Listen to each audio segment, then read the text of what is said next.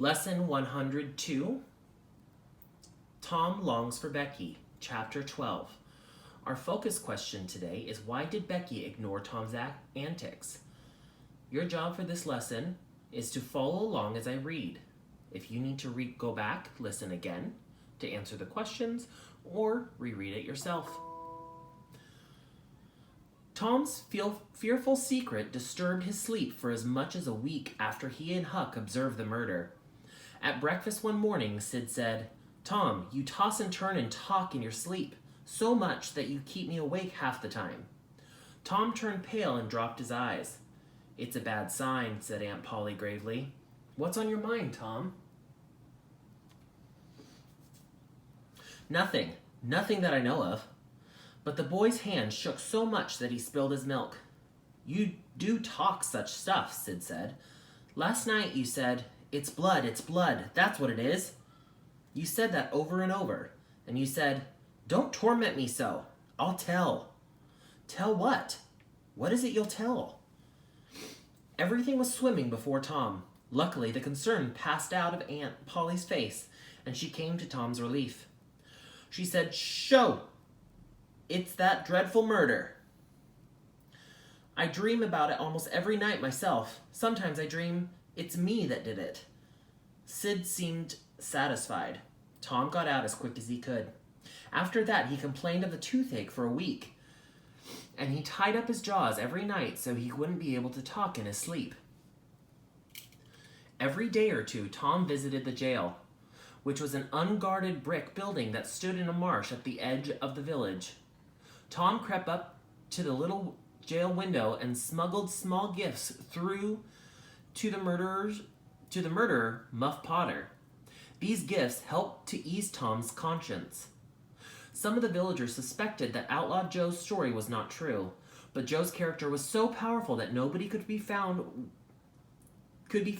who was willing to challenge him. After a while, Tom's mind drifted away from its secret troubles and found a new matter of interest. Becky Thatcher had stopped coming to school. Tom had struggled with his pride a few days, and he tried to forget about her but failed. He began to find himself hanging around her house at night and feeling very miserable. She was ill. What if she could die? There was misery in the thought. The charm of life was gone. There was nothing but dreariness left. Tom began to arrive at school ahead of time. This strange event occurred every day. He hung around the gate of the schoolyard instead of playing with his comrades. He was sick, he said, and he looked it. He always seemed to be looking down the road. When Jeff Thatcher came in sight, Tom's face lighted. He gazed a moment and then turned sorrowfully away. Tom talked to Jeff and slyly tried to get information about Becky, but Jeff never gave him any. One day, Tom watched and watched, hoping it was Becky whenever a dress came in sight, and hating the owner of it as soon as he saw she was not the right one. At last, dresses ceased to appear that morning, and Tom dropped hopelessly into the dumps. He entered the empty schoolhouse and sat down to suffer. Then, one more dress passed in at the gate, and Tom's heart gave a great bound. The next instant, he was out and carrying on like a madman, yelling, laughing, chasing boys, jumping over the fence at the risk of life and limb, throwing handsprings, standing on his head. He did all the heroic things he could think of, and he kept an eye out, all the while, to see if Becky Thatcher was noticing. But she seemed to be unconscious of it all. She never looked. Could it be possible that she was not aware of him? He carried his antics close to her. He came whooping around, snatched a boy's cap, hurled it to the roof of the schoolhouse, broke through a group of boys, tumbling them in every direction, and fell sprawling himself under Becky's nose, almost knocking her down. But she just turned away with her nose in the air, and he heard her say, "Some people think they're mighty smart, always showing off."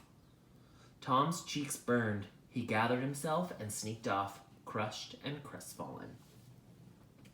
That concludes the reading. Here are some questions to think about that will be in your workbook. Why did Becky ignore Tom's antics? Maybe she was still mad at him. She didn't like show-offs. How do you think Tom should have tried to make up with Becky? Maybe tell her he was sorry? Ignore her? Make her jealous by talking to other girls? Maybe even send messages to her through Jeff. Why do you think Tom talked in his sleep? Maybe he was worried about the murder. He knew he had done something wrong. Explain how Tom solved the problem of talking in his sleep. He complained of a toothache and tied it up to his jaws so he wouldn't be able to talk in his sleep. The story says Joe's character was so powerful that nobody could be found who was willing to challenge him. Explain what such a sentence means. Maybe it could mean Joe was such a strong person that people were afraid to contradict him.